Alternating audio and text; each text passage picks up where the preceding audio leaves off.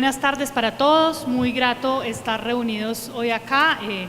Saludamos a los periodistas de la ciudad que nos acompañan y por supuesto a los estudiantes. Ayer estábamos en este mismo espacio en modo rumba y celebración por la acreditación.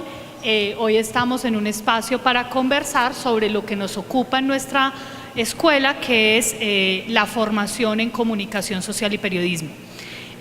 Para mí es muy grato cada cátedra Orlando Sierra que podemos realizar. Es un esfuerzo realizar la cátedra Orlando Sierra, pero es muy grato porque es recordar la memoria de Orlando en distintas facetas. Hoy nos ocupa la faceta de editor. Y esta cátedra se debe en buena medida a la iniciativa personal que tuvo Gina Morelo, directora, presidenta del Consejo de Redacción y editora de la Unidad de Datos del Tiempo, quien cuando Fernando Ramírez hace 15 días recibió el reconocimiento Clemente Manuel Zavala a un editor ejemplar, que es la primera vez que se entrega ese premio a un editor de un medio regional en este país, pues Gina tuvo la iniciativa de venir hasta Manizales y estar acá para conversar con Fernando sobre el oficio de edición, del que ella también desde hace un buen rato ha tenido a bien ejercer en distintos medios de comunicación, hoy en El Tiempo, pero también en El Meridiano de Córdoba. Y quiso la casualidad que la víspera de esta cátedra, ayer, Gina Morelo recibiera a nombre del Consejo de Redacción el premio a Mejores Líderes o Líderes 2017 que entrega Revista Semana a colectivos que ejercen liderazgo en el país, y entonces con ellos dos vamos a tener una, diría yo, como una entrevista a dos bandas en la que el uno le pregunta al otro y el otro responde y a su vez conversa, y nosotros lo que vamos a hacer es escuchar un diálogo entre dos grandes editores que tiene este país. Entonces le doy paso a ambos. Muchas gracias, directora. Ahora le damos inicio al conversatorio con un editor ejemplar.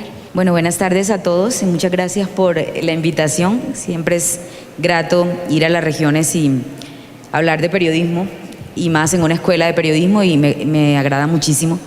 Y bueno, con un amigo también es interesante conversar. Aun cuando no le gustan mucho las entrevistas, ha dado más o menos como 47 en los últimos 15 días. Yo le quiero proponer a Fernando más bien que obviamente tengamos una conversación alrededor de unas preocupaciones que yo tengo y que tenemos en Consejo de Redacción hace mucho rato, y es un poco hablar sobre para dónde va el periodismo en estos tiempos, ¿cierto?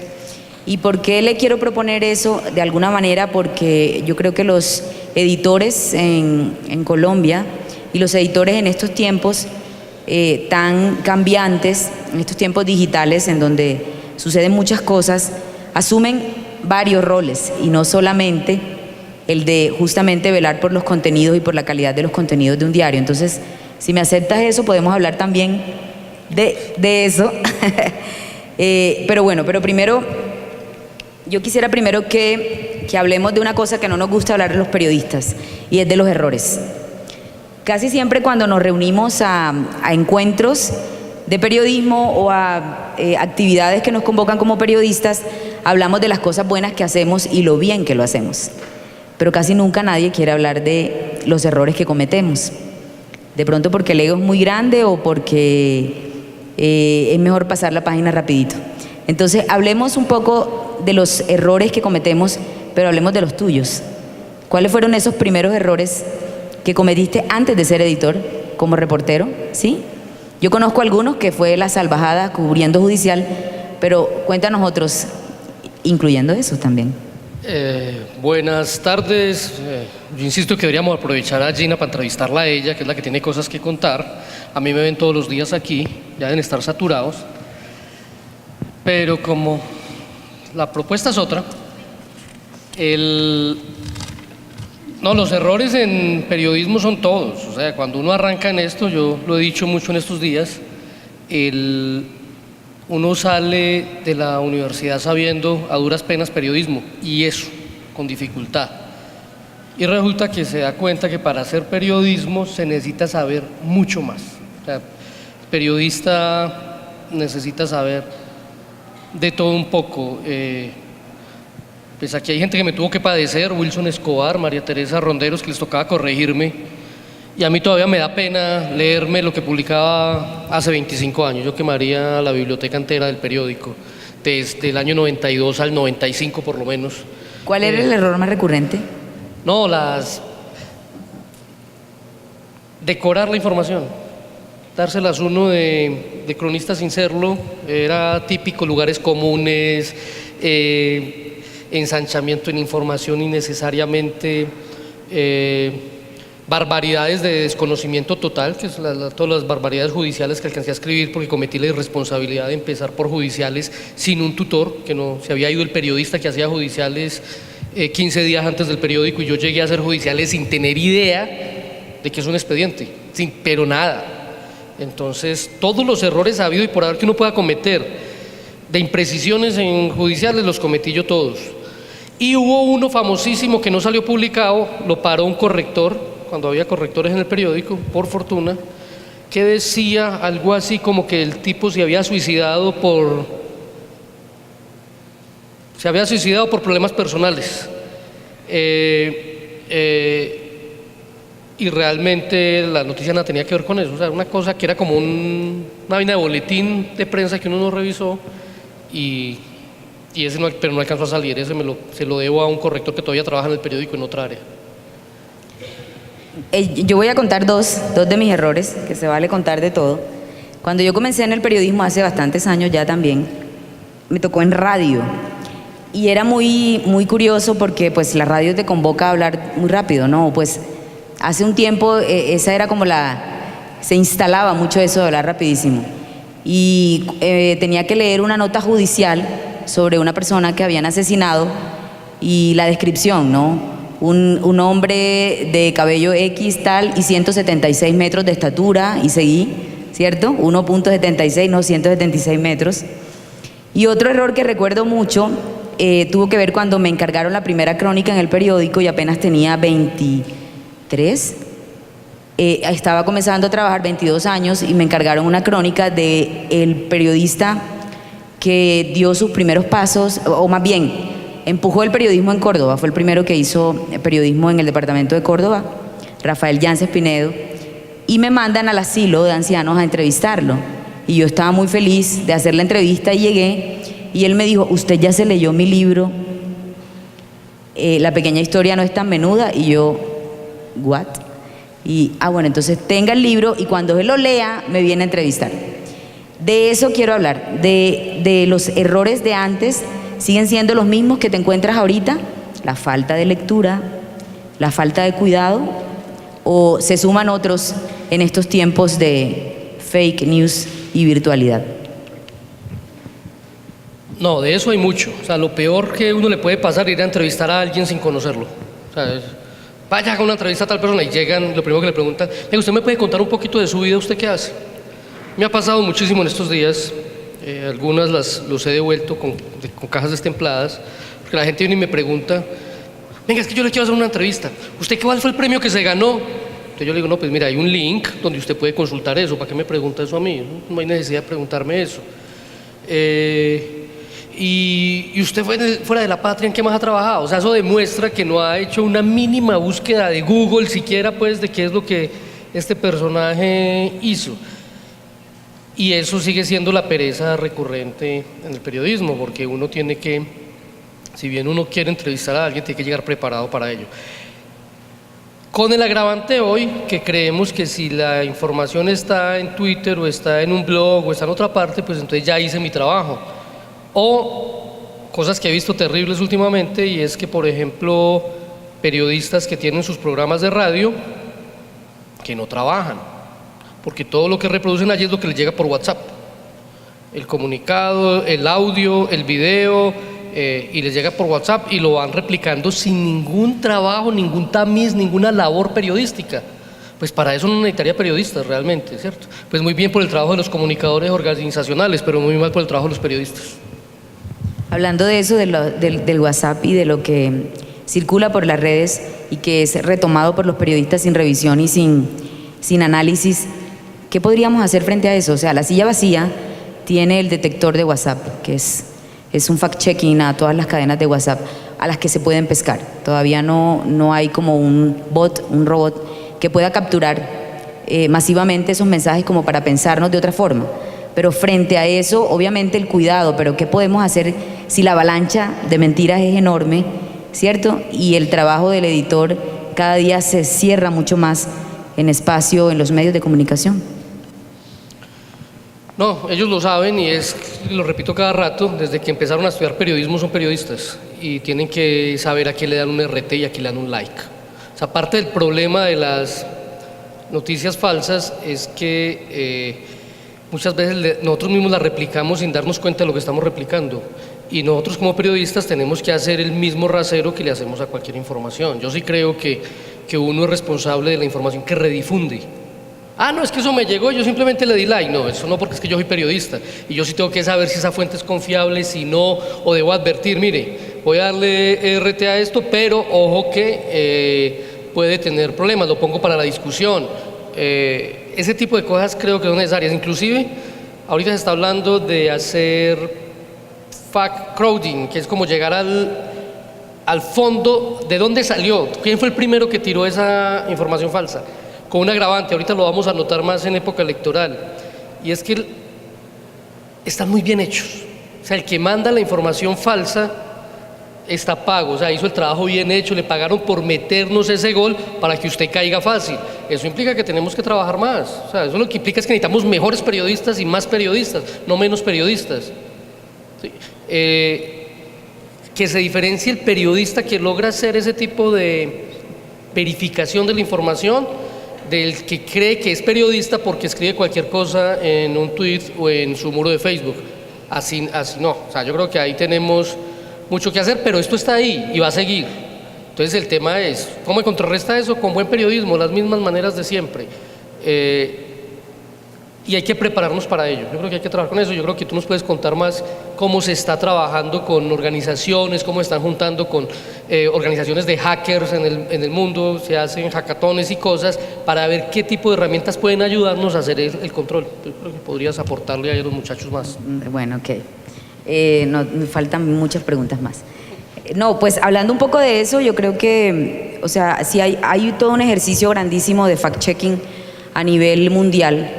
Y hay un montón de medios de comunicación. En Colombia tenemos dos experiencias, la que mencioné ahorita de la silla vacía y de Consejo de Redacción, que es la organización que promueve el periodismo de investigación, de la cual hacemos parte, y por lo que estamos felices por el asunto que mencionaba Adriana del premio de anoche, el reconocimiento más bien. Colombia Check, que es el primer portal que hace chequeo de el discurso de la paz y todo lo que fue la negociación. Es decir, hay una gran tendencia del fact-checking, pero también hay una enorme preocupación, porque cada vez que haces fact-checking a mentiras, ocurre que estás dándole más retweets y más like, sin pretenderlo, a esa mentira. Porque cuando tienes que explicarla y tienes que desmentirla, tienes que mencionarla. Hay una organización en Estados Unidos que se llama First Draft, que está trabajando con eso y ha hecho coberturas de las elecciones en Inglaterra, ahorita estuvo en Francia y tiene interés de venir a Colombia para ver si nos ayuda el año que viene en la cobertura de marzo de Congreso y luego de presidenciales. Y un poco del análisis es eso, para dónde vamos, pero la tendencia es sin duda hacer fact-checking, que no es nada distinto que verificación. El asunto es que antes había muchos periodistas verificando, ahora hay menos periodistas. En el año 2006 ya me invitaron a un evento en Estados Unidos, a una formación de un mes largo, y estuvimos en un diario en Nueva York, el Wall Street, y una nota pasaba por 5 editores. Una nota de un reportero común pasaba por las manos de 5 editores. Por supuesto, todo lo que salía al final era absolutamente verificado. Hoy, a duras penas, pasa por un editor y por algo que yo creo que falta muchísimo, que es la autoedición. Y te quiero preguntar eso. ¿Qué tanto se autoeditan los periodistas que tú editas? Eso depende, ¿no? Eso tiene mucho que ver con la vanidad de cada periodista, ¿cierto? Hay periodistas que creen que si tú le quitas un artículo, pues no, ya, le tocaste el texto y no se puede tocar. Yo tengo amigos periodistas que han escrito libros bastante buenos, que si lo hubieran escrito en 200 páginas menos, todo el mundo se los leería. Pues les sobran 200 páginas, porque no se dejaron editar, no se dejaron editar.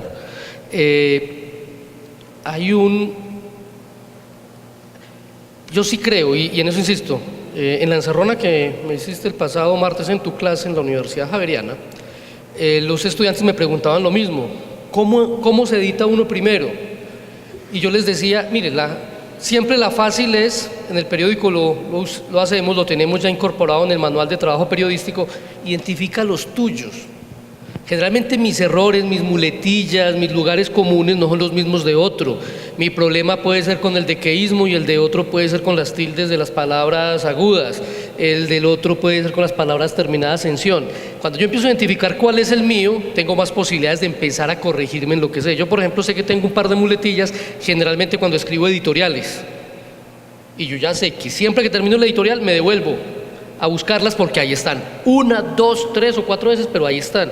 Es la primera oportunidad que uno tiene de corregirse, identificarlos. A veces no nos damos ese tema. Hay una cosa que está pasando mucho y tiene que ver con eso. Cuando a uno lo editan, cuando uno pide que le revisen el texto, uno tiene que quedar ahí al lado para entender dónde me están moviendo el texto. Y muchos aprovechan es para irse a tomar el tinto, a dar la vuelta, y cuando vuelven, pues ni siquiera se releen que les cambiaron. Y eso es gravísimo porque hay que entenderlo. Entonces, identifíquelo. 2, siempre hagan leer el texto de una persona que no tenga idea. Si usted es de judiciales, antes de que lo lea alguien de judiciales, llame al de económica, llame al de local, llame al practicante que no sabe cómo funcionan los temas judiciales, porque generalmente el que conoce el tema, ya está enterado, puede dar por sobreentendido cosas como cuando uno escribe, da por entendido muchas, ¿sí? Yo creo que hay por lo menos un día a la semana en el Consejo de Redacción de la Patria que alguien dice, esta nota no trae tal información. No, que sí la trae, y vamos a mirar la nota, no la trae. Como que queda ahí en el aire en la nota que se decía, pero no se dice. Y son errores comunes porque, claro, los que revisaron la nota están en el mismo tema y creen que la entendieron. Por ejemplo, el cierre de una vía. Se habla de un derrumbe, se habla de que hubo una casa que estuvo cerrada ahí, se habla de que llegaron los bomberos, se habla de todo eso. Entonces uno entiende que estuvo cerrada la vía, pero no lo dice, hay que decirlo. Entonces, siempre que otros ojos que no conocen el tema lo lean, sobre todo en temas de reportaje y de investigación, sí que es necesario eso. Obvio, cuando ustedes les pidan el favor de revisar una nota, no le hagan el mal a la gente de revisárselo de afán. Si usted no tiene tiempo, no le revise. Dígale que no puede, porque uno necesita realmente unos ojos críticos, distantes, que puedan sentarse a tratar de entender la información con tiempo para que la corrige, porque muchas veces la gente cree que cuando uno pide que revise, se sienta a revisar comas y tildes. Y qué bueno que las pillen, pero realmente eso ya debería estar limpio, ¿cierto? Ustedes ya comunicadores sociales ya no necesitan correctores en las redacciones, para eso salen comunicadores sociales, para que por lo menos sepamos escribir. Y más bien que el que llega a revisar, revise, se entiende, este sí es el lead que debería ser, o el lead es más fuerte de lo que tengo aquí abajo, está la contraparte suficientemente bien tocada en esta nota o no. Editar se va volviendo una costumbre. Para uno ser editor tiene que ser odioso, como yo, en la medida que se va a pillar los errores del otro. Pero ¿cómo lo agradece ese otro cuando hay? Y quiero recordar una frase de Alma Guillermo Prieto en un encuentro de consejo de redacción hace como 3 años o 2, que Alma les dijo a los muchachos, los editores están acabando, estudiantes, busquen mentores. O sea, si el medio donde tú vas a trabajar no te tiene un editor, búscalo.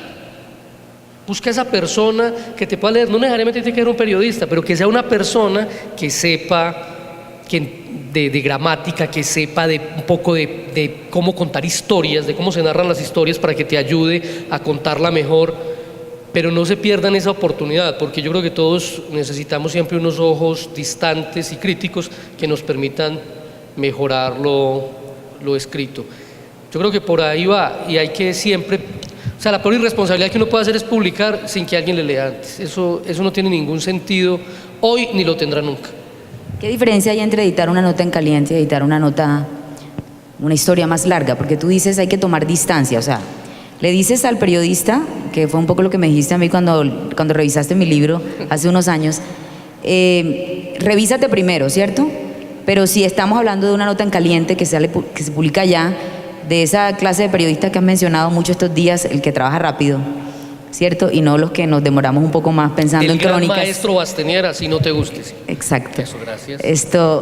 ¿Qué diferencia hay allí? Es decir, ¿cómo trabajar eso? ¿Cómo conciliar, obviamente, saliendo un poco de los errores, pero mirar otro tipo de escenarios dentro de la misma nota? Sí, hoy tenemos un problema muy grave, y es que el periódico se cierra cada 3 minutos.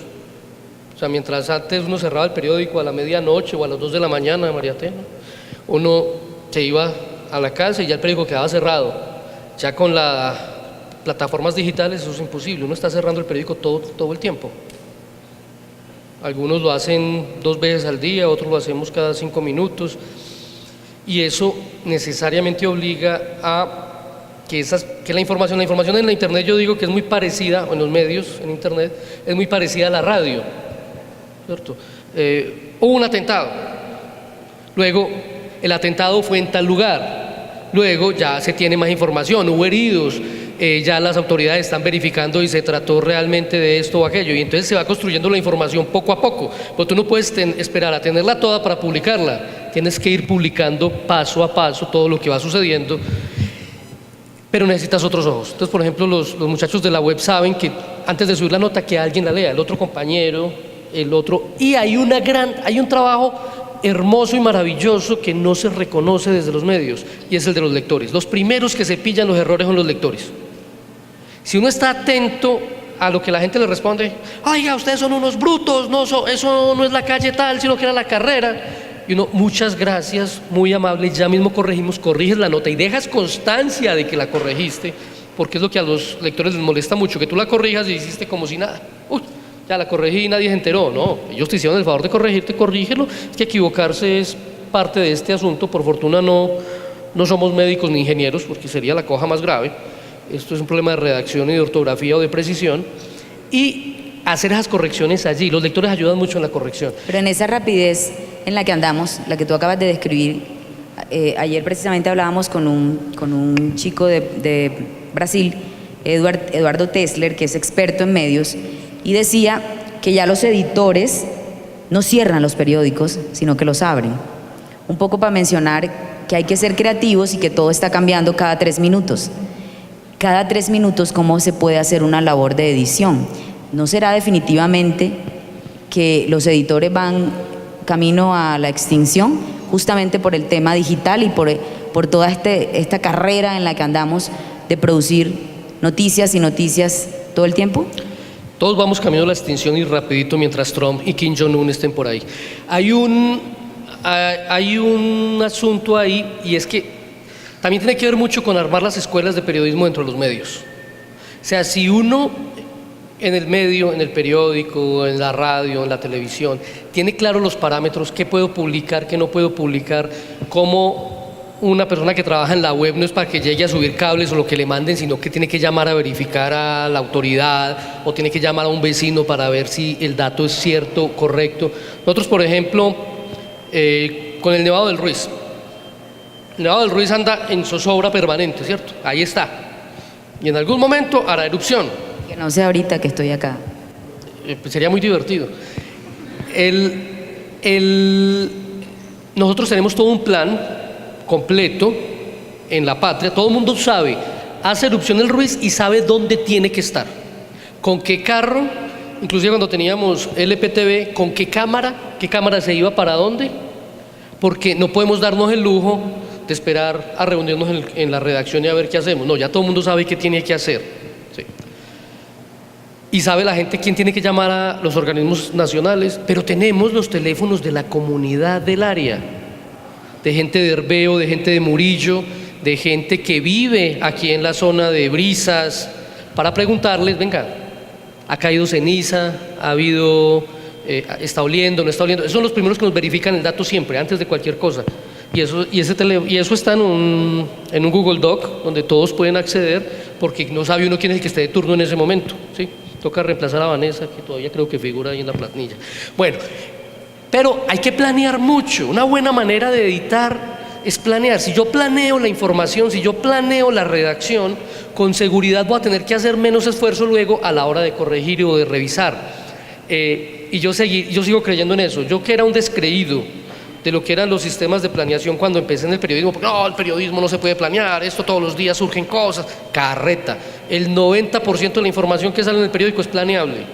Uno no puede planear lo que va a pasar en la reunión de la asamblea hoy, en la sesión de la asamblea hoy, cuando eligen mesa directiva, pero sabe que van a elegir mesa directiva y sabe que hay unos escenarios posibles y no tiene que estar listo para eso. Uno no puede llegar allá a ver, ve, quedó Peranito, sí, el que habían dicho, no, eso ya tenías que tener la hoja de vida, ya tenías que saber cuántas investigaciones tenía ese personaje, ya, ese es el periodismo que exige hoy, y eso va mucho en la línea de esto. Si tenemos esos criterios claros, las maneras de proceder claras, seguramente vamos a cometer menos errores, pero es indudable que en esta velocidad los errores van a ser más que antes.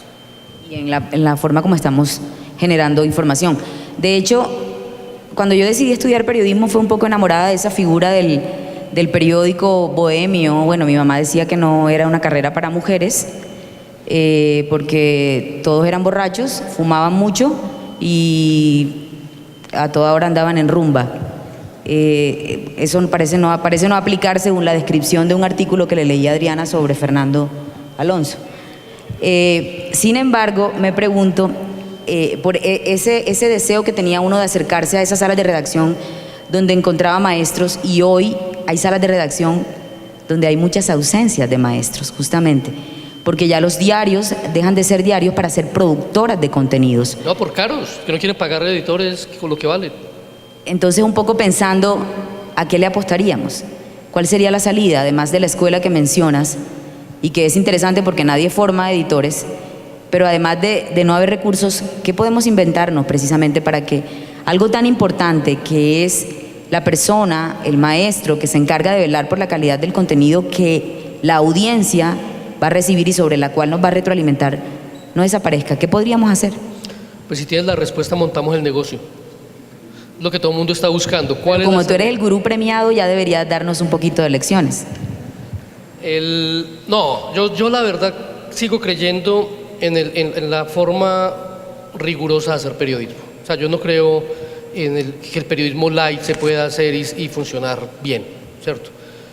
Porque para hacer periodismo de farándula hay que hacer periodismo riguroso si queremos hacerlo bien hecho. Las salas de redacción realmente se están quedando sin editores porque no hay plata, porque la forma tradicional de hacer periodismo cambió y la forma en que se ganaba plata con el periodismo cambió. Esa es la realidad, y eso es lo que ha llevado a muchos diarios a salir de gente buena pero costosa, como les ha pasado a varios. Sin embargo, yo creo que uno debería pensar en formar sus propios públicos. Yo lo he dicho mucho en La Patria, por ejemplo, todo el que va a un taller, a un seminario, a un curso, debe llegar y replicar lo aprendido. Tiene que montar una presentacioncita, echarnos el cuento de sus apuntes, porque es una manera en que los 27, los 28 no pudieron ir al taller, pero uno sí, ese viene y nos replica a los demás. Algo queda. Hay que tener, o sea, hay cosas que no pueden ser negociables en el oficio, ¿cierto? Contrastar. No puede ser negociable. O sea, si yo hago una acusación, tengo que contrastar, punto. O sea, eso no puede ser que si quise o me parecía o no. Hay cosas que no pueden ser negociables en el periodismo, que es un tema de la que tú lideras todo el tiempo, y uno no puede ser aburrido en periodismo, ¿cierto? Lo hablaba ayer con los alumnos, uno no puede, lo único que no le perdonan a uno en la vida es ser aburrido. Porque es que la gente te está pagando para leerte, te está pagando para verte, está gastando tiempo. Ve que no pague, que sea un periódico gratuito, que sea un medio gratuito, pero está sacando tiempo para escucharte, para verte. Entonces, esas cosas no pueden ser negociables. No puede ser negociable que el departamento comercial esté por encima del departamento de redacción. No, eso no se puede, o sea, simplemente no. Entonces, si uno logra poner esos estándares, pues yo sí creo que el periodismo puede durar un poquito más. Uno quisiera y uno se soñaría con salas de periodismo como las que mencionabas ahora en Estados Unidos, pero miren lo que acaba de hacer Time. Time anunció ayer, el grupo Time, que hasta Sport Illustrator la va a reducir en espacio. O sea, estamos hablando de la revista más famosa del mundo. Y va a pasar de 17 ediciones anuales en el año a 12. Y Time también la va a postergar un poquito, que ya Time no es ni la mitad de semana, cuando uno la coge es súper chiquita. Y ahí hay un tema, y yo creo que el gran problema sigue siendo el mismo, y es creer que el periodismo, o mejor, creer que la solución para el periodismo es recortar las salas de redacción, y ese sí es el peor de los mundos. Uno no puede pretender hacer buen periodismo, uno no puede pretender mantener los rigores del periodismo cuando las salas de redacción cada vez son más vulnerables, cada vez se hace con menos periodistas y cada vez se hace con menos editores. Ok, bueno, a ver, tocaste un tema que tiene que ver con el asunto de no aburrir y tocaste otro que tiene que ver con darle campo a lo nuevo y que es la creatividad. Vamos a dividir esto en dos para seguir hablando del editor y el no aburrir. ¿Cómo conciliar con los editores que no les gusta la narrativa? Si en la narrativa hay todo un escenario creativo para contar las historias de otra manera. ¿Cómo pensarse para tratar de negociar, aun cuando tú dices que no, cómo negociar esas cosas entre la calidad de la investigación, pero la forma como se cuenta en un tiempo no tan extenso y con una buena edición? Yo creo que los periodistas son muy flojos en la medida en que no pelean con los editores. El editor está para decir no. Esa es la vida del editor, decir no con la intención de que el trabajo mejore. Ese trabajo le falta, este trabajo no es una buena idea, este trabajo, ¿qué es lo que usted me quiere contar con esa historia? ¿Usted cuál es el interés público de esta historia? ¿Sí?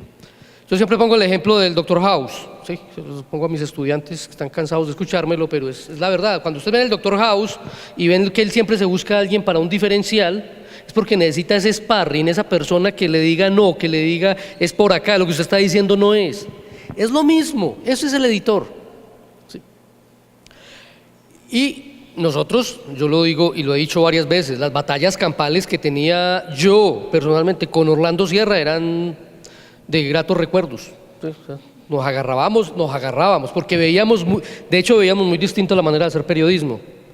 Y salíamos de ahí, nos íbamos a tomar tinto, a hablar de libros o a correr porque me iba a tirar un zapatazo, bueno, cualquier cosa de esas. Pero realmente uno trataba luego de volver con la idea mejor para vendérsela otra vez, porque es que uno estaba convencido del tema. Hoy ya no pasa eso. Y esa fue una discusión que yo di en la FNPI. Recuerdo que tuve una discusión con el maestro Tomás Eloy en su momento, porque yo le decía eso, no es que venga, los periodistas le están echando la culpa a los editores y dónde están pues las buenas historias, que los editores, un editor también quiere que el producto salga bien. Entonces yo no creo que es que a los editores no les guste la narrativa, lo que pasa es que todos quieren ser cronistas a los 20 años y la mayoría, tengo que decirles, son muy malos. La mayoría son el 99.99%, son muy malos. Porque uno a esa edad todavía no ha podido comer el mundo y saber lo que hay. Y claro, hay gente brillante, pero ese 1%. Y si uno se da ese lapo, seguramente lo que está intentando el editor es encuentra tu camino, bájale al adjetivo calificativo, busca adjetivos que informen, mira si esta figura literaria hace falta o es una tontería y más bien pones un dato duro ahí, porque nos estamos quedando en crónicas sin datos, y una crónica sin datos no es nada, lo dice Alberto Salcedo, ¿cierto? Si tienes muchos adjetivos, no tienes buena reportería en la libreta, es lo que él dice. Entonces, y estamos hablando del maestro de cronistas. Entonces, hay que vender más las ideas. Yo he contado mucho la historia de este chico de CIPER que hizo la de los muertos, la de la morgue. Cristian, no. Bueno, un chico en CIPER, Chile, que vende la historia, él llevaba la historia de los muertos que nadie reclamaba en la morgue de Santiago. Y Mónica González le decía, ¿pero para qué esa historia? Y entonces, él volvía a los 8 días. No, mire, es que son varias morgues las que hay, y son 17 cuerpos que no han reclamado en un año. Pues sí, eso lo cuentas en 2 líneas, sí. Y siguió, y cada 8 días volvía con la historia mejor vendida, y le decían que no. Y un día llega y dice, después de 2 meses, le estoy hablando, un proceso que es un consejo de redacción semanal, y a los 2 meses le dice, oye, imagínate que encontré la familia de uno de los muertos. ¿Cómo así? ¿Estabas allá y llegaron? No, no, no, no. Yo busqué los datos y los crucé con los datos de desaparecidos. Y encontré la familia. Facilísimo. Esa es la historia. El Estado no está haciendo lo que tiene que hacer. Tiene las bases de datos de denuncias por desaparecidos, tiene las bases de datos de los muertos, NN, que nadie reclama, pero no hace la tarea de cruzarla y buscar a la familia. Y entonces se pone a hacer el reportaje y encuentra varias familias, no me acuerdo cuántas, pero encontró varias, y termina haciendo un reportaje magistral que está en CIPER y en el periodismo que remece a Chile, y que es un libro que recoge buenos trabajos de ellos, y se ganó varios premios de periodismo. Pero si no hubiera una editora al principio que lo frena y le dice, ahí no hay nada, y no hay un periodista aguerrido que dice, aquí hay algo y yo quiero buscar más, esa historia no se hubiera contado como se contó. Entonces, no creo que tenga que ver con que seamos malquerientes de los cronistas, sino que es que los cronistas en su mayoría son muy malos. Y también viene del otro lado. Yo sí creo que yo, que soy periodista tradicional, de periodismo puro y duro, de información, de noticia, una anécdota con Orlando Sierra, me acuerdo, salí aquí de Derecho como a las 10 de la noche, estaba como en 3er año. Iba yo para mi casa, que vivía en el Prado, y había un incendio El Macho por el barrio Colombia. Era un incendio. Y yo me bajé, claro, 10 de la noche, tal, de aquí no iba a haber nadie, y llegué y estaba ahí Orlando Sierra, que él estaba cerrando periódico ese día, y llegó. Ustedes no saben la cara de felicidad de Orlando. Orlando, que era un súper cronista, Orlando, que era un entrevistador como poquitos, y pues obviamente todos lo conocen por su manera de opinar, pero estaba hecho un galimatías porque tenía que llegar al periódico a escribir una noticia en 10 minutos, y él no era capaz de hacer noticia. Era bloqueado para hacer noticia, que también es una habilidad. Entonces, cuando me vio, se le iluminó. Siquiera llegó, yo me voy para el periódico, ya le guardo el espacio para que usted vaya y lo termine, porque le iba mal haciendo la noticia, o sea, poner un lead normal, quién, cómo, cuándo, dónde, no, él se enguaralaba para eso, y sobre todo rápido. Él te lo corregía y te revisaba y te lo hacía, pero para hacerlo él rápido, le daba susto arrimarse al bombero que estaba trabajando para pedirle la información, y el periódico había que cerrarlo. Claro, porque el cronista tiene pausa, llega más tranquilo, espera, se toma su tiempo, y ahí necesitamos los datos ya, porque el periódico no sale al otro día. Entonces, cada quien tiene habilidades, y yo he sostenido y lo sigo sosteniendo que la gran virtud de un editor es encontrar las habilidades de cada periodista. Hay periodistas que son muy buenos en la información en caliente, hay periodistas que son buenos en la crónica, hay periodistas que son buenos en la entrevista, y es uno el que tiene que irlos guiando y ayudarles a descubrir y a potenciar eso que tienen positivo. Nos toca. Hola, no, este no funciona. Bueno, va a ser difícil dialogar porque este no funciona, pero... ¿Puedes seguir hablando? A ver, tenía una inquietud, y es, tú mencionabas en varias de las entrevistas que no hay escuelas para formar a editores, ¿cierto? Por lo menos en América Latina no. La escuela gringa sí la tiene, y muy buena, y en Europa también.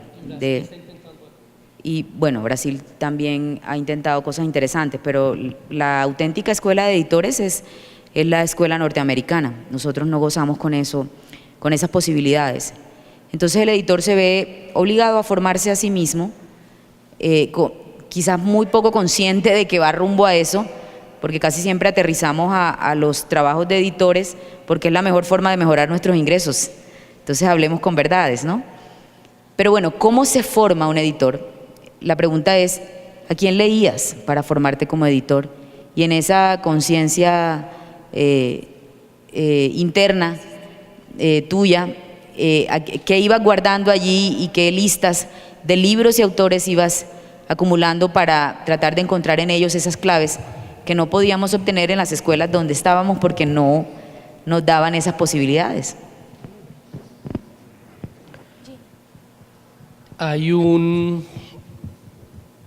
Mire, yo le podría preguntar aquí a todos, ¿quién sueña con ser editor? Pues si levanta la mano uno, pues hay que mandarlo para el psiquiatra. Porque uno cuando está en la escuela de periodismo uno no sueña con ser editor, uno quiere ser periodista y contar historias. Pero que alguien diga, yo quiero ser editor. No. Además, porque ser editor también entraña ciertas cosas. Porque el que elige ser editor, yo le copié una frase a José Salgar que me encanta. Alguna vez le preguntan, venga, usted fue editor de García Márquez, usted fue editor, y les mencionan todos los tipos gigantes de los que él fue editor. Pero ¿dónde está tu obra? Y él dice, no, es que yo nunca pude hacer en mí lo que logré hacer en otros. Y esa es la verdadera tarea de un editor. El editor puede que no sea el mejor periodista del mundo, pero puede saber cómo el otro puede hacer mejor su trabajo. Y ahí hay una misión. Y yo sí creo, y lo escribí en alguna parte, que cuando a un periodista bueno lo nombran editor, generalmente pierde más de lo que gana. Porque un medio te nombra editor para, como no le puedo pagar más al periodista bueno, entonces volvámoslo editor y así le pago un poquito más y no se me va tan rápido, no me lo rapan tan rápido. Y resulta que nosotros no estamos preparados para eso, para mandar. No estamos preparados para mandar, no estamos preparados para organizar. ¿Sí? Y uno se hace un 8 tratando de coordinar a veces cuando hay 3 o 4 cosas, o si tienes que coordinar varios temperamentos de personas, tienes que lidiar con eso, ser la bisagra con el negocio, por llamarlo de alguna manera, con el medio y con el interés de los periodistas o de la comunidad. Entonces, muchos llegan y se queman y les va muy mal. Y muchos llegan y les va bien y descubren otras habilidades. Dicho esto, como yo era tan mal periodista, entonces de pronto encontré en ser editor una posibilidad, porque era bueno pillándome errores. O sea, jodido que es uno, ¿no? Le pilla los errores a todo el mundo, entonces se los ve a los demás, no los ve, ve la paja en el ojo ajeno y no la viga en el de uno. Y la primera forma es leer. Hay que comer libro, millones de libros, kilómetros de libros, dice Jorge Cardona, ese sí editor ejemplar, 2016. Y fue el que te entregó la corona. Sí, ¿Qué él libros? me entregó el cetro. ¿Qué libros? Sí. Entonces hay que leer mucho. Por primero hay que leer a la gente que sabe. Por ejemplo, yo leía a María Teresa Peñalosa en la redacción de La Patria, a pesar de que yo era una tapia para la economía. ¿Por qué? Porque escribe muy bien, pero yo escribía muy mal. Entonces tengo que saber dónde están las claves para escribir bien. Leer a la gente que escribe bien. 2, identificar errores. Pero lo otro, ¿cuáles son esos libros? El diccionario. Saber manejar el diccionario. Entonces coger el diccionario, la Real Academia nos trae su diccionario, pero nos trae el panhispánico de dudas para entender ciertas cosas raras, nos trae la gramática que se compone con la gramática y nos trae la ortografía de la lengua española. Eso uno lo tiene que aprender, no solo aprender de memoria, pero tiene que saber que si tiene una duda, ¿dónde la resuelvo? ¿En la gramática, en la ortografía, en el panhispánico de dudas, o esto está todavía en debate y no se ha terminado de resolver? Entonces empecemos por ver el diccionario. Hoy lo tienen en una aplicación y no lo descargan. Es una aplicación para evitar errores y no lo descargamos. Entonces, ¿qué estamos haciendo? Entonces, empecemos por ahí. Nosotros teníamos el Amansaburros, que era el Larousse de don Ariel Cardona, ¿se acuerdan? Y estaba María Moliner, no me olvida, que era muy bueno para temas de dudas y sobre todo para americanismos. Este término, ¿será que sí es bien usado o no es bien usado? Y consúltenlo, eso no solo sirve para acuñar la mesa, eso también sirve para consultarlo. 2, hay un libro que para mí fue toda una revelación.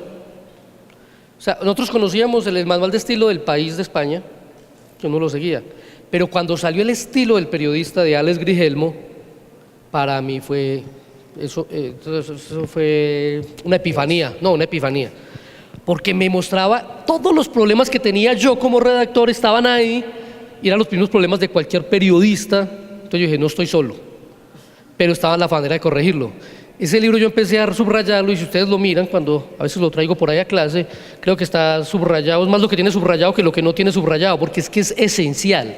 Te explicaba en términos muy prácticos todos los problemas que tenemos los periodistas, no solamente en asuntos gramaticales, no solamente en asuntos de la ortografía, sino en asuntos del periodismo, de cómo abordar las historias, de cómo no comer cuento de los comunicados de prensa, de cómo no caer en los archisílabos que nos quieren meter a veces los gobernantes, de cómo contrarrestar ciertos sexismos o ciertas cosas en el uso del lenguaje. Entonces, ese libro para mí es maravilloso. Y me topé enseguida, eran carísimos, me acuerdo que conseguí que me los regalara porque yo no ganaba para poder comprar esos libros que venían de España. La vida de un periodista. La vida de un periodista, que es la vida de Ben Bradley, que realmente es la vida de un editor. Para que me entiendan, Watergate no habría sido Watergate sin Ben Bradley. Todo el mundo se acuerda de Bob Woodward y se acuerda de Carl Bernstein, que fueron los periodistas, pero el que realmente estuvo detrás, diciéndoles, juntando a un hippie con un exoficial de Marina para hacer un equipo perfecto de investigación, fue Ben Bradley. Y fue quien supo decir, no publico esto todavía porque aquí no hay nada, fue quien supo decir cuándo publicar en primera página, y fue quien supo decir, hay que rectificar esto porque la embarramos en el Watergate. Al estilo Spotlight. Claro. Entonces, Ben Bradley, ese libro para mí, la vida de un editor, entendí que había maneras de ser editor más allá del madrazo pedagógico. Y también, y hay otros libros que se han ido configurando, obviamente el de ética de Javier Darío, El zumbido y el moscardón, fue un libro para mí muy interesante, pues sobre todo porque nos resolvía dilemas. Hay un libro que fue Cómo se escribe un periódico de Bastenier, que para mí sigue siendo de cabecera, de ahí pues lo cito casi todo el tiempo en clase, en cosas horribles contra los periodistas. Hay un libro que llegó a mis manos maravilloso que se llama Periodismo y Creatividad, que era también cómo salir de los desbloqueos, cómo inspirar a la redacción para hacer temas distintos, cómo generar lluvias de ideas organizadamente para desarrollar un buen reportaje o un informe especial. Quien lo creyera, ese libro me sirvió mucho más para el periodismo de investigación que todos los manuales de periodismo de investigación que he leído. Y a mí, Fernando Ramírez, a otros les puede servir otra cosa, pero a mí me sirvieron todos los códigos que me tocó comerme en derecho, porque entendí el Estado, entendí las demandas, entendí cómo funciona el aparato público, el establecimiento, y muchos libros más, pero yo diría que esos son de cabecera porque son libros sobre los que siempre vuelvo, siempre estoy regresando a ellos a consultar algo necesariamente. Y no puedo dejar pasar la oportunidad para mencionar a mi maestro y mentor, Fernando Ávila. Cualquier libro de Fernando Ávila, el que cojan, ¿sí? Las 80 guías del español, dónde va la tilde, dónde va la coma, el Noticia, que fue el primer librito que yo me leí como de periodismo, que tiene un texto muy bueno de Álvaro Gómez Hurtado, es de Fernando Ávila.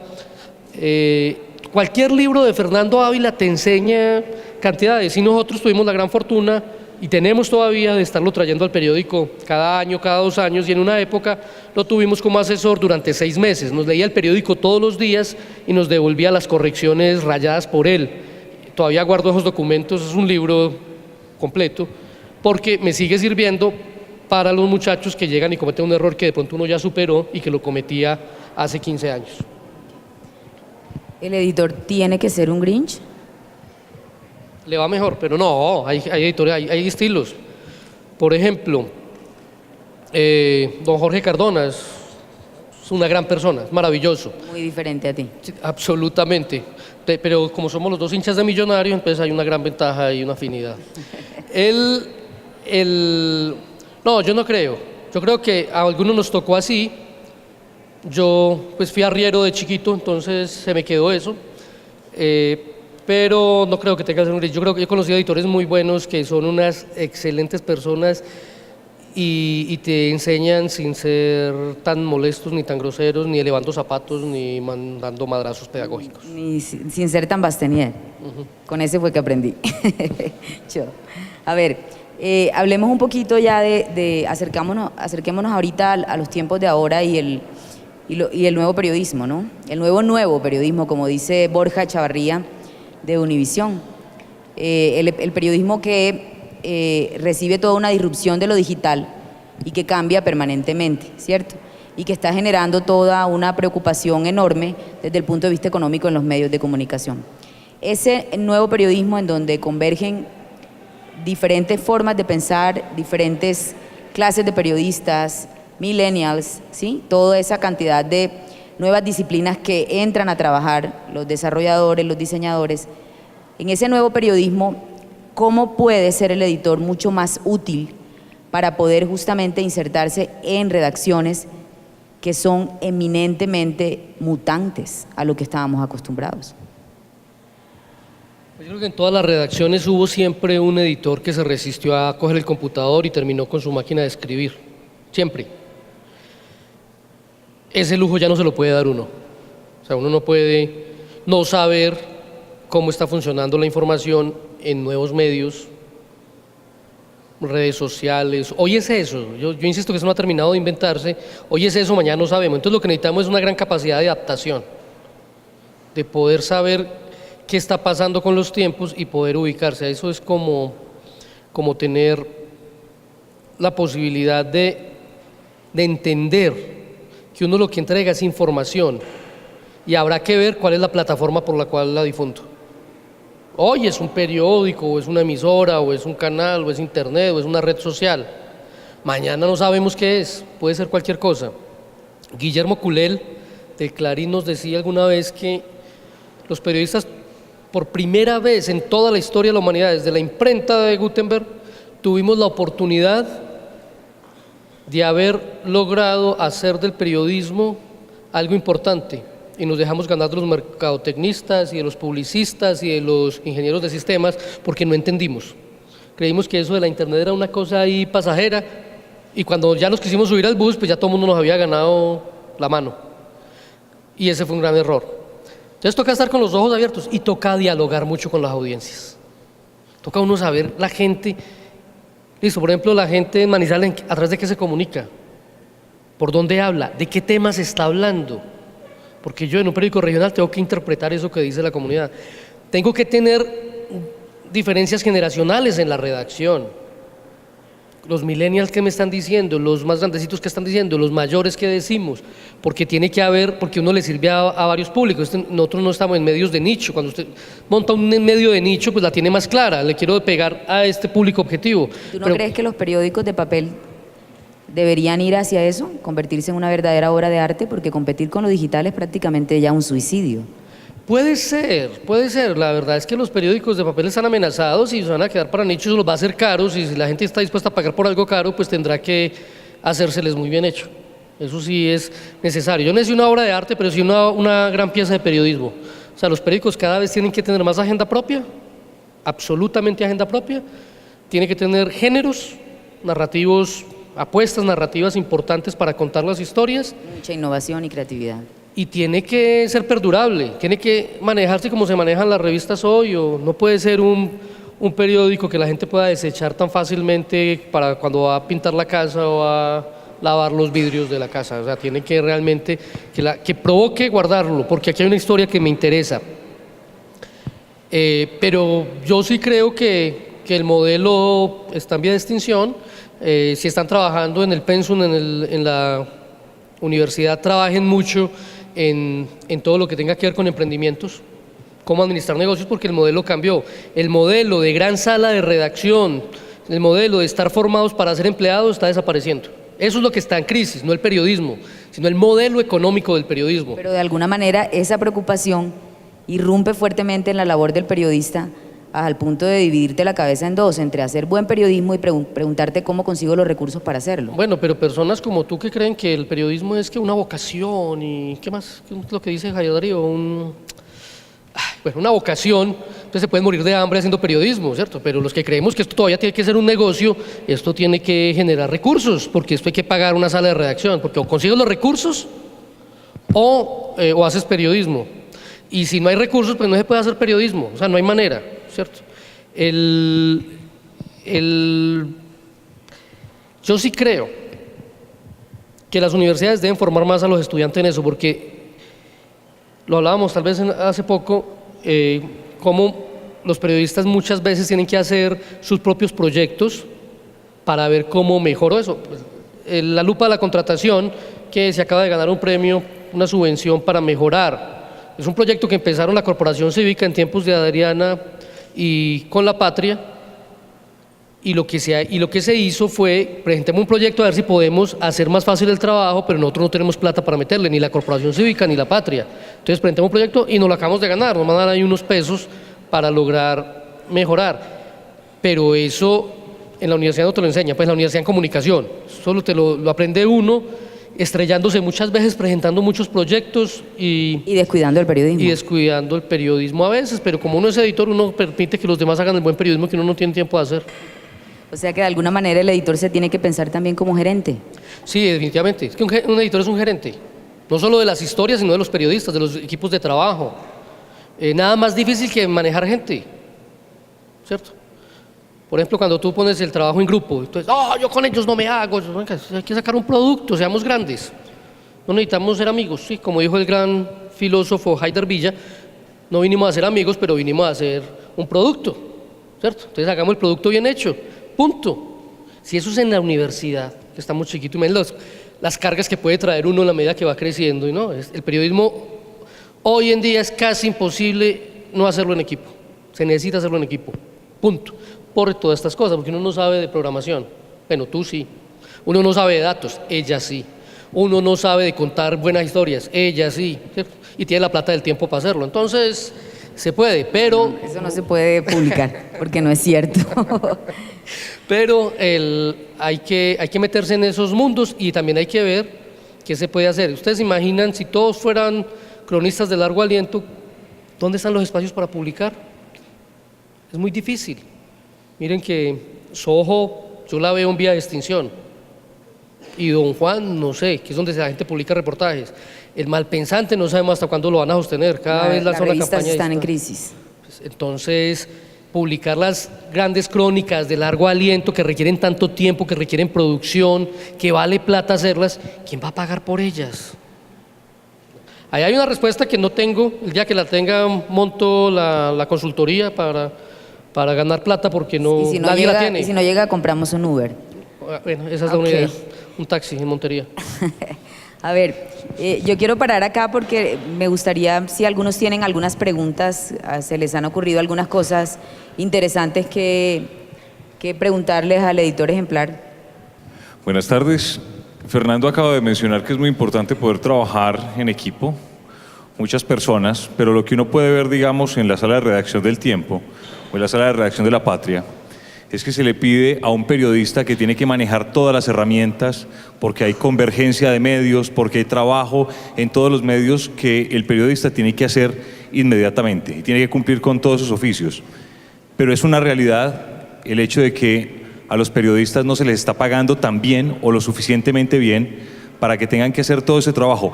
En ocasiones los medios no están pensando más en ahorrarse el dinero, en contratar más personal, tener una variedad de personas que manejen una variedad de herramientas, como bien lo decía ahorita Fernando Alonso Ramírez, para que puedan trabajar en equipo, y en lugar de eso están exigiéndole más a los periodistas y tal vez eso los lleva a que sean un poquito, su calidad sea inferior en relación a la cantidad de productos que tienen que entregar.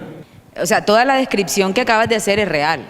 No te voy a controvertir absolutamente nada. Eso es lo que está pasando, porque estamos frente a un escenario de crisis tremendo. O sea, los medios de comunicación, los periódicos se sostenían, ayer hicimos una ecuación muy interesante, estuvimos analizando eso, se sostenían con publicidad en un primer lugar y en un tercer lugar circulación, en un segundo lugar nuevos negocios, perdón.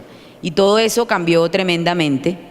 El año pasado, o hace 2 años, cuando se filtró el informe del New York Times, sobre toda la innovación y lo que se estaba pensando para el diario y la crisis que había, se hablaba mucho de esta preocupación. A menos recursos, con menos recursos, menos posibilidades de hacer grandes trabajos o trabajos de largo aliento, y por supuesto salas de redacción en donde los periodistas tienen que multiplicarse para poder hacer muchas más cosas. Eso es absolutamente real en un medio pequeño y en un medio grandísimo. O sea, era un poco los ejemplos que tú estabas colocando ahorita. O sea, las grandes redacciones de los grandes periódicos han tenido que reducir sus plantillas de personal porque la crisis es inminente. A nosotros nos está llegando tarde. Todavía tenemos unos años más de vida y nos ha llegado más tarde de lo que se presentó en Estados Unidos. Sin embargo, también es muy cierto que hay un ejercicio de innovación muy fuerte que se está haciendo como experiencia en algunas salas de redacción, justamente como el Times. Y yo conozco una experiencia que tuve hace 2 años la oportunidad de conocer en Francia, de cómo diversificar el negocio con contenido propio.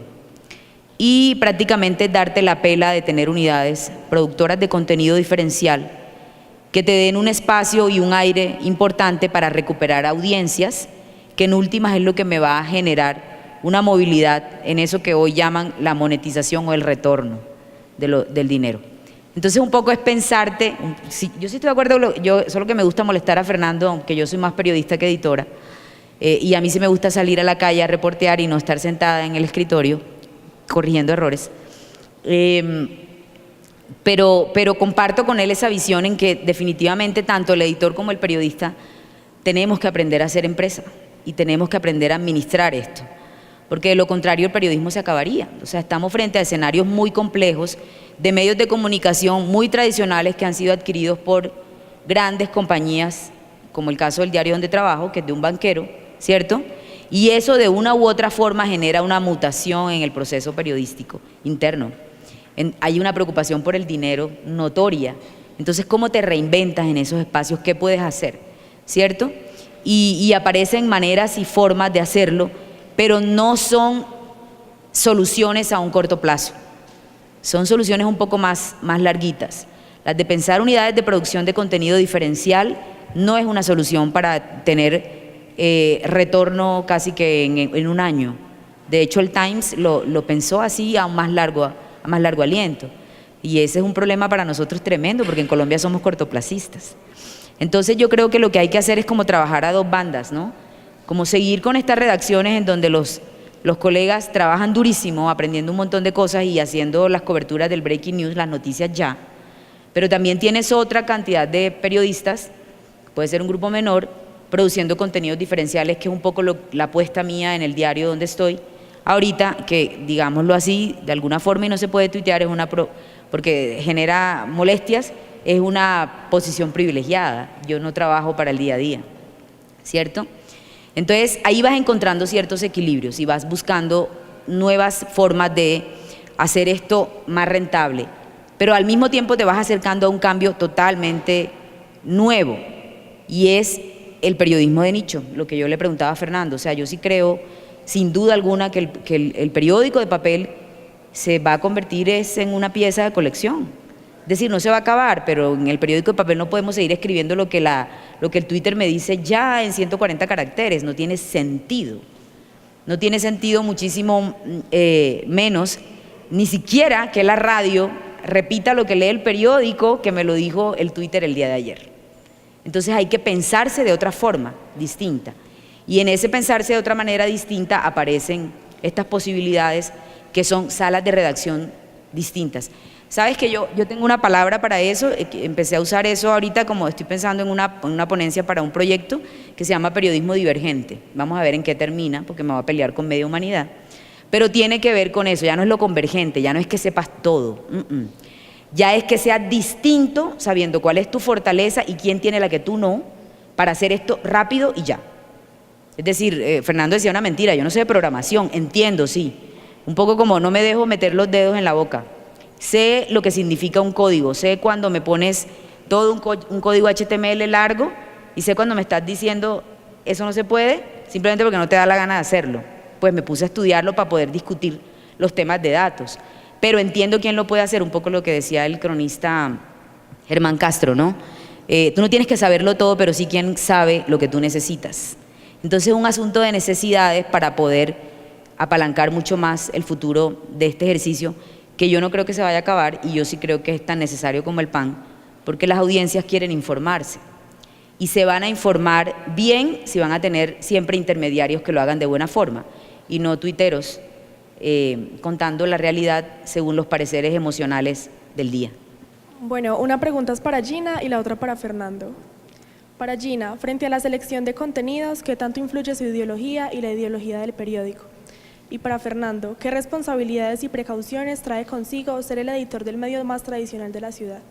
En La Patria la pasamos bien, la hemos pasado bien siempre. Es una escuela de periodismo. A mí me costó muchísimo entenderlo, digamos, en el sentido que de estar formando permanentemente gente porque se iban, ya no me los dejan ni terminar de formar.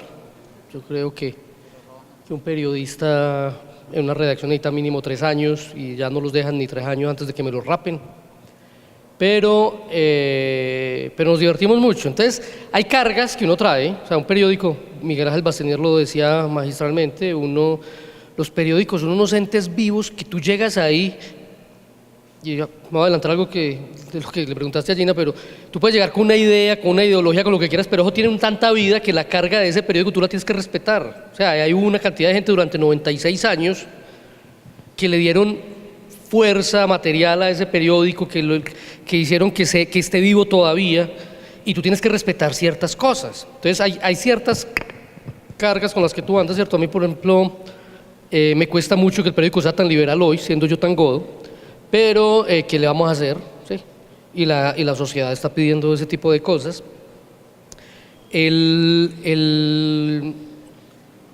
Yo mantengo en una zona buena, agradable hasta ahora. Hasta hace 15 días yo vivía en una zona de confort maravillosa, gris, ¿cierto?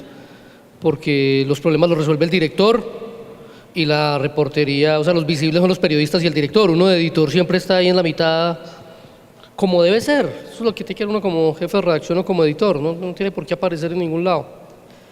Entonces, para mí ha sido muy tranquilo, y a veces hay garroteras chéveres que uno también se entretiene dando, ¿no? Hay gente que le molesta cosas que el periódico hace y está en su derecho, hay que respetarlo, pero es bueno confrontarlo y tratar de ver por qué es que no les gustó eso que el periódico hizo o hace, o ciertas posiciones, o si les parece que el periódico es muy liberal, o les parece que el periódico es muy godo, que es buenísimo. A mí me encantan todas las contradicciones, porque uno dice, bueno, algo estamos haciendo bien, porque si una persona de una mirada y de otra distinta no se pueden poner de acuerdo sobre el periódico y nos odian parejo, algo tendremos que estar haciendo bien.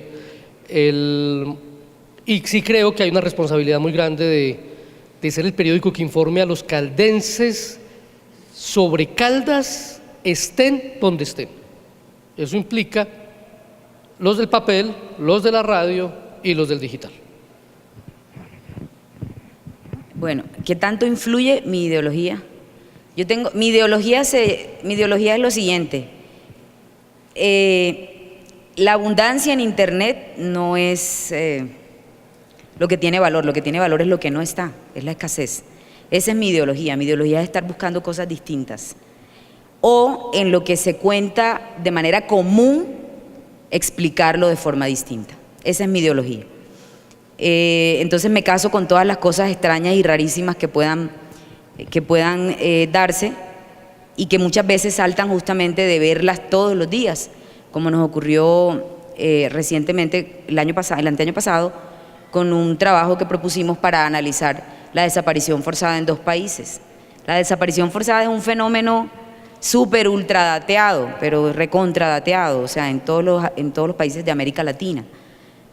Pero pensar que tenemos patrones de comparación y que los datos de 70 años comparados con los de 8 años de otro país, como es México, nos pueda dar la posibilidad de contar una historia distinta, eso es lo que me gusta. Entonces, por eso creo que el asunto está en buscar las cosas distintas. Entonces, si esa es mi ideología, por supuesto que sí impera tremendamente, y me doy unas peleas brutales por imponer los temas, porque además mi jefe me dice que soy una periodista consentida. Dice que soy una editora demasiado consentida, y es verdad. O sea, me gusta pelear hasta el último momento por algo, e incluso llorar si tengo que hacerlo para convencer. En el periódico donde trabajaba antes me decían que era la lágrima más rápida del oeste, ¿no? Y funcionó muchas veces, otras veces ya no tanto. Y hablando de la ideología del medio de comunicación, ¿qué tanto influye? Pues por supuesto que siempre va a influir. O sea, hay unas decisiones, hay unas líneas, y tú las reconoces, ¿sabes? O sea, decir que no las ves es mentira. Uno sabe exactamente dónde está, dónde trabaja, hasta dónde puede llegar, qué líneas pasas y cuáles no puedes pasar. En algún momento, hace como 2 años, nos preguntaban en una conferencia en la universidad, la Uniminuto, a quien hoy es el director de Canal Capital, este santandereano que trabajaba con nosotros en la sala de redacción,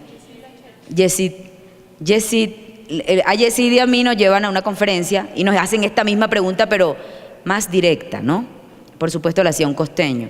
Y la pregunta era, ¿a ustedes les han alguna vez vetado una información en El Tiempo el señor Sarmiento Angulo? y yo creo que Yesid se puso más o menos del color de las paredes de acá, un poco como cómo respondo, y respondió como responden los cachacos, ¿no? O sea, yo friego mucho con este tema del regionalismo, pero políticamente correcto, ¿no? Esto. Entonces, cuando me preguntaron a mí, yo le dije, pues la verdad es que no, porque apenas tengo 2 años y medio de estar trabajando y no me ha pasado. Entonces no sé si me va a pasar. Y yo creo que, me parece que uno debe ser franco, pueden pasar muchas cosas. En el diario donde trabajé anteriormente, eso me ocurrió varias veces y fue motivo de ¿se puede decir malas palabras acá? Sí. De putear, ¿cierto? Todo y no querer seguir en el periódico y sin embargo tú volvías a levantarte y decir, bueno, esto se puede, esto no. Yo en eso sí no me da miedo contar esas historias, sí. Hubo momentos así complicados en que se imponían cosas que tú no compartías y te tocaba navegar en esas aguas profundas y no ahogarte, es decir, no perder la convicción por el oficio, que al final era lo que me mantenía siempre a flote, y no las ideas equívocas de otros. Y en algunos momentos parecía que todo el mundo estaba de acuerdo con eso y yo era la única que pensaba distinto. Entonces yo decía, ¿seré yo el animal raro? O sea, ¿o será que todos ellos tienen razón? Y afortunadamente no me lo creí, de verdad, porque si me lo hubiera creído todavía estaría creo que cometiendo esos errores, y me mantuve en mi lloriqueo de no dejarme convencer por cosas que no me parece que eran buenas. La lágrima más rápida del norte. Y el premio, ese trabajo de los desaparecidos ganó el premio Rey de España, que no es de poca y Ortega y Gasset, perdón, Ortega y Gasset en España. Es como lo entregó el Rey, me perdí. Pero el Ortega y Gasset, que creo que pocas veces lo ha ganado Colombia. Bueno, buenas tardes. Yo considero que cada generación de periodistas tiene que enfocarse en trabajarle en ciertas características y ciertas habilidades de acuerdo como con el contexto y el entorno. ¿Cuáles serían esas fortalezas en las que se deberían enfocar los periodistas de ahora que estamos en un auge digital? Y mi pregunta también se dirige a Fernando Alonso como editor. ¿Cómo tallan ustedes a los periodistas de un medio en una época como esta? Yo sí creo que el pensum de la universidad tiene que cambiar, de esta y las demás. O sea, son muy pocas en el mundo que ya están incorporando este tema, ¿cierto? La Universidad de Columbia, por ejemplo, ya enseña una cosa que es como datos y periodismos o código y periodismo, yo no sé, ¿cierto? Pero es mitad ingeniero de sistemas y mitad periodista, porque es una realidad y eso te va a dar unas habilidades mejores. Hay cosas en el periodismo que no van a cambiar, ¿cierto? Buscar la información, confrontar ya hasta el lugar, conocer la fuente, ver, verificar, todo ese tipo de cosas que son esenciales, pero las narrativas nos obligan a otras cosas. Entonces, sí creo que hay que meterle algo de eso. Me encantaría haber aprendido, porque a mí sí todavía me meten los dedos a la boca con cosas que supuestamente no se pueden hacer. Creo también que hay que trabajar mucho. Los periodistas, yo no sé por qué carajos somos como tan liberales de pensamiento, pero tan conservadores de hacer la información. O sea, a la hora de enfrentar retos nuevos o de crear ideas o de innovar, nos morimos del susto. No hay nada más conservador que una sala de redacción, dicen Tom Rosentiel y Bill Kovach en el libro de los elementos del periodismo. Y yo sí creo eso. O sea, les cuesta mucho cambiar. Entonces, lo que hay que tener es una mente abierta para adaptarse al cambio. ¿Sí? Porque esto está cambiando muy rápido y uno se queda a la vuelta de la esquina. Pues yo, por ejemplo, con esa cosa del WhatsApp no he podido, eso me supera, no soy capaz, ¿sí? Pero hay gente que domina eso y por ahí está llegando información, y por ahí se está difundiendo información, y por ahí están llegando lectores y sobre todo están llegando conversaciones con los lectores, y es clave. Hay que bajarse de la nube de creer que soy periodista, entonces soy más que los demás. Todo lo contrario, somos un medio. Yo sí insistiré hasta el cansancio.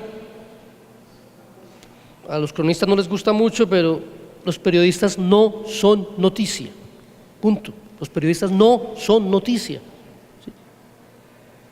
Y esto es un corrillo entre periodistas, esto no es noticia. Esto es un corrillo entre periodistas que nos encanta hablar de periodismo. No es como, sí, somos como los policías, nos juntamos 2 o 3 y ya nos tenemos que sentar a hablar. Eso es una cosa impresionante. Pero el periodista tiene que seguir viendo esa esencia del periodismo y adaptarse a esas cosas. Y lo que decía ahora, yo creo que tiene que entender de emprendimiento. Puedes tener tu medio, puedes hacer que tu medio rinda de plata, genere recursos para que por lo menos te pagues tú y otros dos.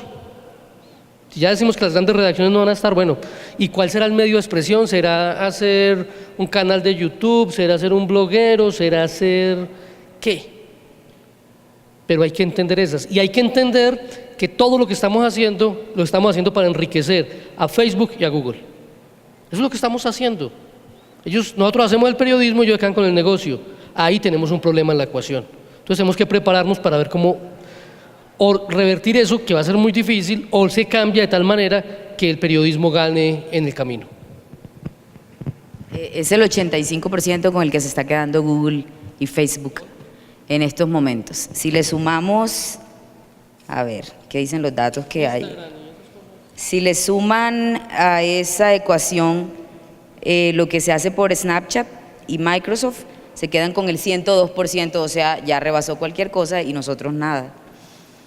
Y pasa porque a nosotros no nos gusta hacer historias para explicar las cosas, que sería el diferencial, sino que queremos hacerlas para contarlas y es lo que están haciendo ellos con algoritmos y de mejor forma. Bueno, pero tu pregunta va por este lado y es un poco qué quiere uno del periodista, ¿sí? Un poco eso. A ver, yo tengo una lista larga que puedo resumir de manera breve en 3 personas que pasaron por el equipo de la unidad de datos en el último año y medio. Con la Escuela de Periodismo del Tiempo he tenido 2 practicantes, uno de una universidad de Cali, uno de una chica que tengo ahorita de la Universidad de Antioquia y comienzo por ahí. A mí me gusta trabajar con gente que no es periodista. Entonces me parece chévere la niña que llegó de Ciencias Políticas de la Universidad de los Andes, pensando muy distinto en lo que significa hacer periodismo para explicar. Porque contagió a todos los demás de ese asunto. Entonces, chévere tener dentro de las unidades periodistas que se interesan por otros temas distintos también, ¿sí? La unidad de periodismo de datos de ProPublica, que es el medio que más hace este ejercicio de manera sistemática al punto que tienen una data tienda, venden datos ya, ese es el negocio. Comenzaron a coleccionar bases de datos y después de tener muchas las analizaron y ahora las venden y eso genera recursos para hacer grandes historias. En ProPublica, dice Scott Klein, que es el director, son 8 personas, de las cuales solo 2 son periodistas, los demás hay un literato, un psicólogo, una doctora. O sea, si podemos involucrar, si el periodista que está estudiando en la escuela se puede interesar por otros temas, genial. Y que lo haga rápido, por Dios, y que además tienen toda la edad para hacerlo. Yo estoy bien viejita y todavía me sigo interesando y todavía me regaña porque quiero seguir estudiando. ¿Qué otra cosa me parece interesante? Que tengan pensamiento gráfico. ¿Qué es eso de pensamiento gráfico? Yo tengo unos ejercicios de metodología de planeación que hacemos en el diario cuando empezamos a trabajar en la escuela, y es que todas las historias que me van a contar me las tienen que dibujar. Entonces tengo varias matrices de dibujos, entonces les llevo todas. Y todo el mundo llega a escribir y yo no quiero que nadie escriba, yo quiero que pinten. Y les llevo marcadores y les llevo plastilina. Todo el mundo dice, bueno, ¿esto es jardín infantil o es periodismo? Algunos al principio no les gustó, me madrearon, o sea, sé que lo hicieron con la mirada, pero afortunadamente mi mamá está curada para estas cosas. Y al final se impone la posibilidad de que tú puedas pensar en gráfico, porque cuando piensas en gráfico tienes la posibilidad de sintetizar toda la cantidad de cosas que quieres decir con 30.000 párrafos larguísimos. Y de pensar en gráfico a graficar y a utilizar una herramienta gratuita como un timeline para hacer una línea de tiempo o un carto para hacer un mapa georreferenciado, hay solo un pasito, que es la otra característica, osadía. Me gusta que sean osados. La chica que tengo ahorita en la universidad aprendió programación en una empresa en la que trabajaba llevando todo el tema de la nómina. Es una pelada súper pila, ¿no? Empezó a estudiar periodismo, pero trabajaba en una empresa, se encargaba de llevar la nómina, manejaba el Excel, y cualquier día se le ocurrió pensar que el programa que estaba almacenando la nómina de la compañía en Medellín era muy lento, y se puso a cacharrear, el verbo que yo más conjugo, cacharrear. Y se puso a cacharrear tanto, como está cacharreando mi jefe que me está llamando, que se inventó una especie de, o sea, el primer paso de un nuevo software para trabajar con la nómina. Y le quedó gustando tanto que ahorita la tenemos en la sala y ojalá que me la deje mi jefecito, la trabajando conmigo porque es súper pila para utilizar herramientas e inventarse cosas. Y por último, bueno, dos cosas. Me encanta que se pregunten todo el tiempo por qué. Cuando éramos niños, mi hijo cuando tenía 5 años me preguntó, mami, ¿por qué si el jabón es rosado la espuma es blanca? No tenía ni idea y todavía no, o sea, tuve que pedir un poco de aire, ¿cierto? Porque sí, yo sí, en serio, exacto, ¿por qué razón la espuma no puede ser de colores? Yo quisiera que los periodistas siempre nos preguntáramos el por qué, pero resulta que es el último que dejamos. Todavía seguimos preguntándonos lo mismo, qué, quién, cómo, cuándo y dónde. Y el por qué es lo que va a mover esto hacia los temas diferenciales que estábamos hablando. Y el para qué, que es la investigación, la esencia de la investigación. Y por último, que pensáramos en soluciones. O sea, es que es tan fácil describir una situación. No, este es el cartel de la toga, Ricaute, fulano, el ñoño pasó la plata y explicamos, pero no planteamos soluciones. Y yo creo que las soluciones le dan un plus a la información y solo se consiguen con otro tipo de organizaciones muy distintas a las periodísticas. Nosotros ahorita en Consejo de Redacción estamos acercándonos mucho a una organización que anoche fue distinguida también, que es de justicia y que nos ayuda a pensar en un periodismo que plantea soluciones. Aunque sea que te la juegas por describir el problema. Alberto dice, no hay nada más contento que un periodista con accidente aéreo, y es verdad, porque llegamos a contar muertos y eso se cuenta fácil.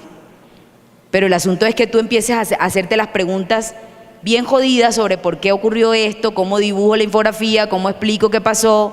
O sea, yo colecciono infografías y tengo 3 del Chapecoense pésimamente mal, porque faltó preguntarse muchos porqués. Y al mismo tiempo plantear soluciones. Entonces yo creo que si uno logra empezar a barajar todo eso, que yo no lo tengo todo, por supuesto, pero si puedo pedirle al periodista que viene, la nueva generación, que se incline por estas cosas, vamos a hacer un buen equipo. Y vamos a dejar un buen relevo en las salas de redacción. Buenas tardes.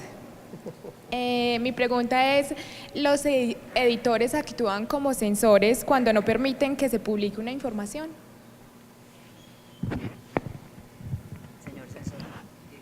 Habrá censura en algunos momentos, me imagino, pero realmente ahí es donde empezamos las diferencias. ¿Qué es criterio periodístico? ¿Qué es criterio editorial?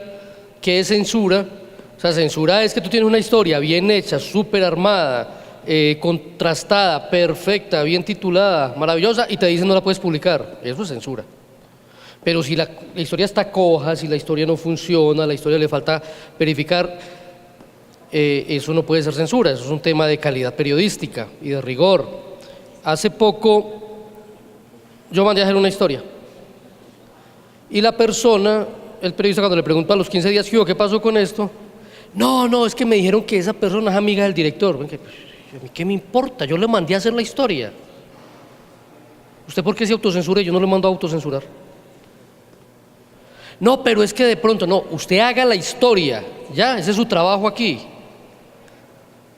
Busca la historia, obviamente busca al personaje que era amigo del director, que era al que se estaba pues haciendo como unos señalamientos, no le pasa el teléfono, claramente. Entonces le dije, listo, no hay lío, vamos a darle 8 días, todos los días llamando, yendo hasta la oficina, dejando constancia que lo estamos buscando, y apenas tenemos eso armado, no aparece el personaje, nos vamos a mandar al director. Señor director, tenemos esta historia lista, el personaje no aparece, pero esto ya está verificado, confirmado.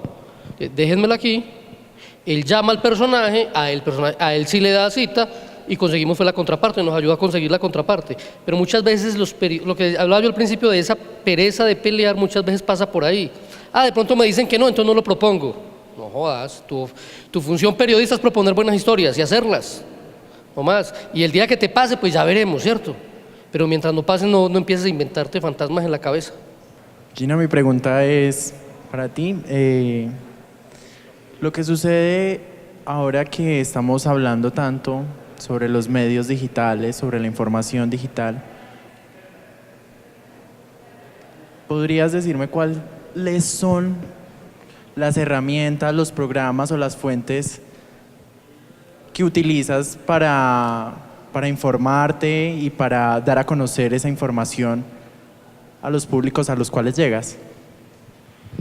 Esa es una pregunta grandota, pero la resumo chiquita. Yo soy acaparadora de papel, entonces todavía leo periódicos en papel que llegan, y en el tiempo entonces llegan muchos, que eso no me pasaba en Córdoba, no tenía esa posibilidad. Entonces todavía me ven así como hormiga revisando papeles y guardando y recortando páginas de ideas, como una que vi ayer que me pareció fantástica, que no, o sea, una cosa como algún día tengo que hacer algo así, o algún día se me tiene que ocurrir algo así. Y eso es lo que te conté esta mañana. En Chile, cuando rescataron a los mineros, el Mercurio, creo que fue el Mercurio, sí. O sea, la información, estaban todas las historias, todo el mundo propuso todas las historias, ¿sí? Pero ese periodismo divergente del que hablo, te llegó a la casa y tú, la separata que te contaba la historia de Chile se desplegaba. Y tú la ponías en el piso y tenía un círculo, o sea, tenía un círculo, ¿no? Y te parabas y el círculo era el tamaño del tubo por donde sacaron a la gente, a los mineros. Entonces te decía el periódico, ubícate en el centro y siente el espacio. Allí, por ahí fue que sacaron a todos estos tipos. Esa fue la historia. O sea, por eso colecciono periódicos. Porque puedo volver a ellos otra vez para encontrar esas cosas tan raras y tan distintas que me pueden dar la posibilidad de mirar. Entonces, veo muchas cosas así. Por supuesto, me gusta leer mucho, me demoro porque soy muy mala para el inglés, pero me gusta ver mucho el Times. Ahora tenemos la versión en español, pero lo que más me gusta leer son los análisis. Entonces, porque ahí está el periodismo para explicar qué digo. Y hay un diario que desde que lo conocí, pero claro, ahí si me demoro con el inglés, con esto, con el francés, pucha, o sea, un artículo me lo leo como en una semana, pero bajo el Le Petit Journal porque tiene cosas muy raras sobre el arte, o sea, sobre cómo incorporar el arte a la información del día a día. Entonces eso me parece bacanísimo, ¿no? La prensa colombiana me gusta mirarla y ahí sí ya me volví digital, por supuesto. O sea, todo está al alcance de la mano, pero voy a decir algo por lo cual me podría matar el señor editor ejemplar, pero yo no leo noticias. ¿Qué, quién, cómo, cuándo?